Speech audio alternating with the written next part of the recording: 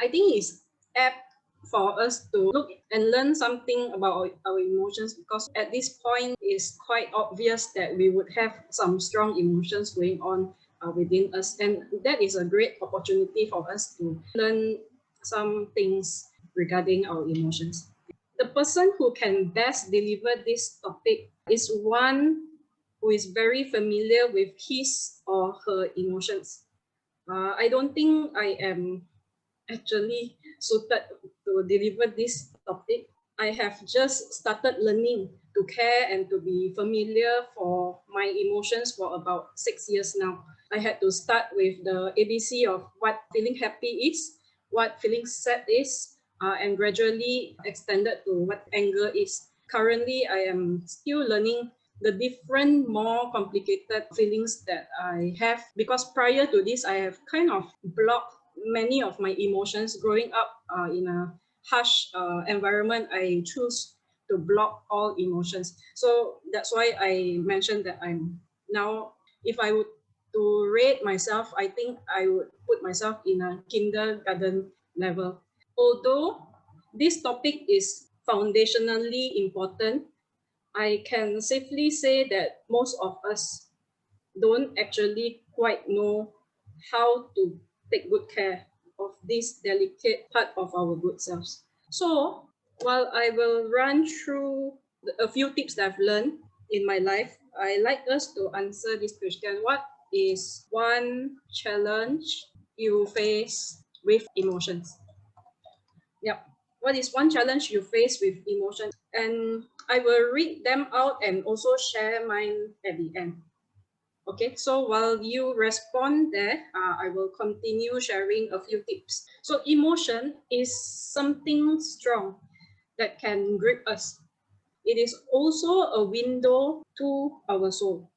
When we know our emotions, we actually grow in knowing ourselves. So knowing our emotion is not really a bad thing. It is actually a very helpful thing.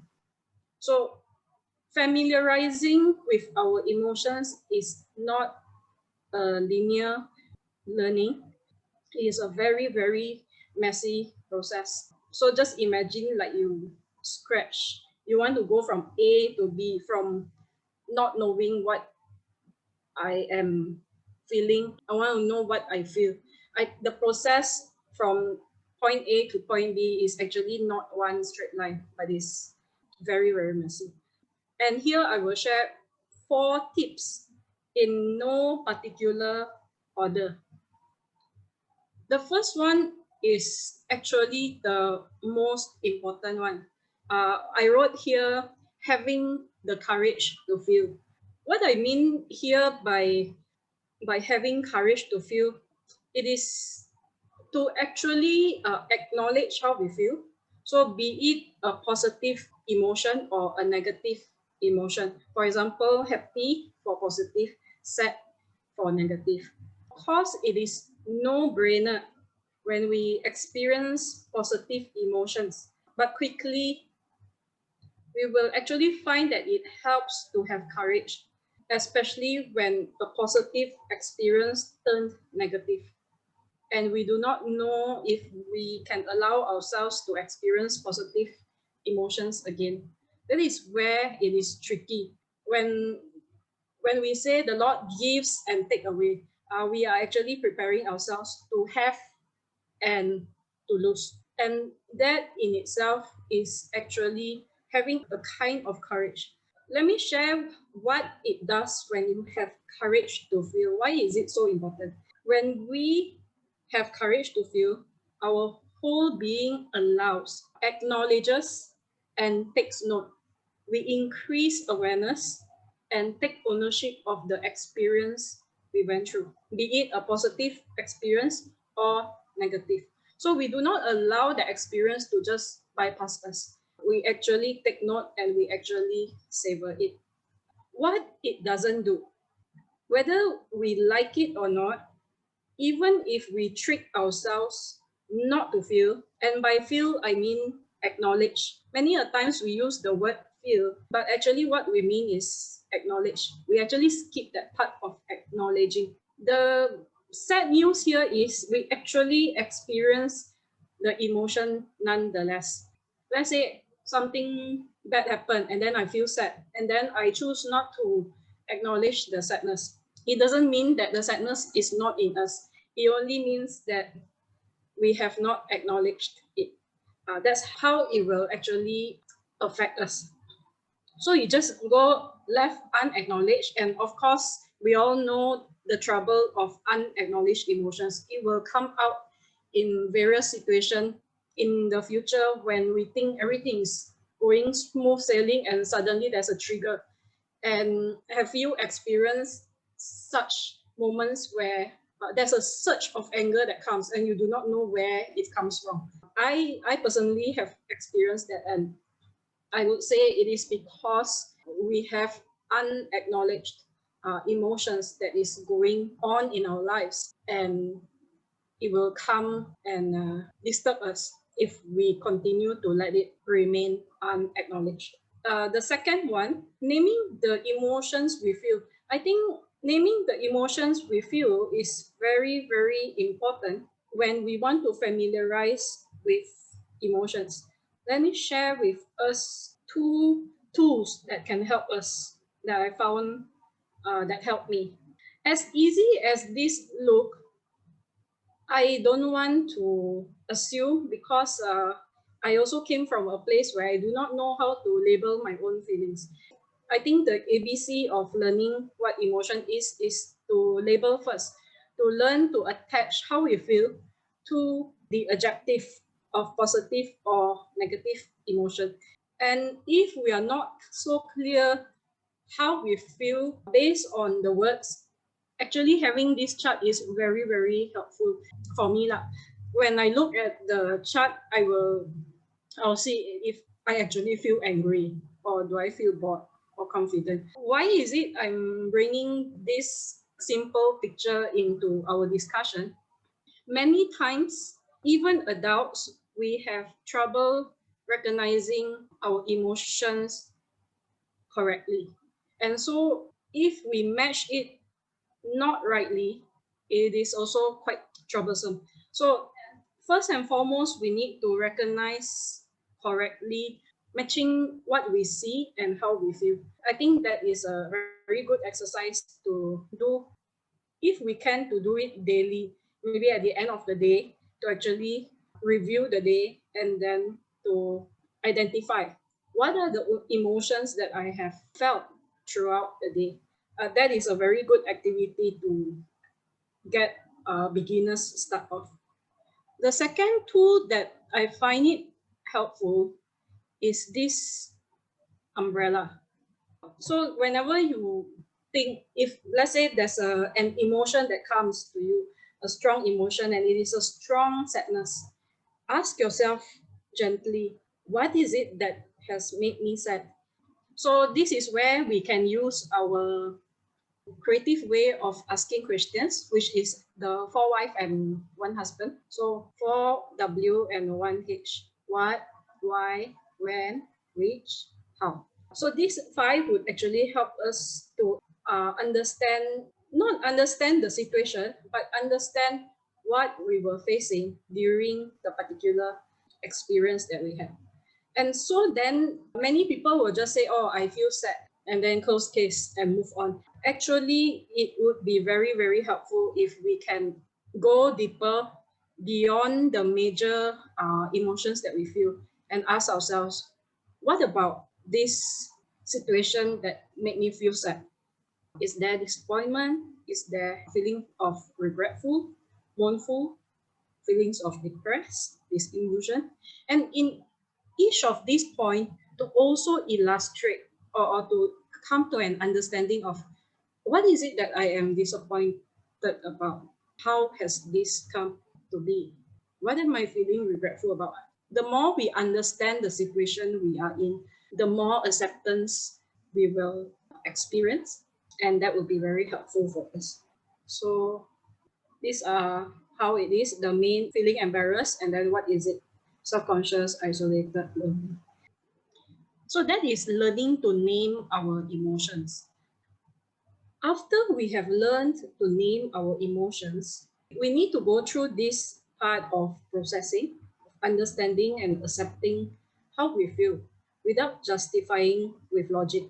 Many a times, our mind will quickly come and save the day and think of solutions to move forward because feeling will not change a thing. I think that this thinking has caused many people to have trouble in terms of expressing emotions because we are not used to expressing them. However, to be healthy holistically, I think it's time that we actually look into how we can understand and accept how we feel without interruption of the mind. So there's two faculty, the mind and the heart. I think most of us would have issue with having the mind disturbing the heart or the heart disturbing the mind. But I think here I like to put it as each faculty works differently. And so I will get to that later on, a bit of my own personal journey. So what I like to help us to take note on how we can understand and accept better, it is through the posture of I hear you. I hear you. Listen like you're listening to someone you really, really like. I think that is the posture that we got to learn to take on if we want to let our emotions be regulated healthily. There is no need to push and understand everything all at once. For me, some emotions took me years to understand. Some took me minutes, and yet some of the emotions I am still learning is ongoing. So I think the key point here is to be kind, don't rush. I think there's a lot of unkindness that's going around the whole world that we forgot how to be kind to ourselves, to others.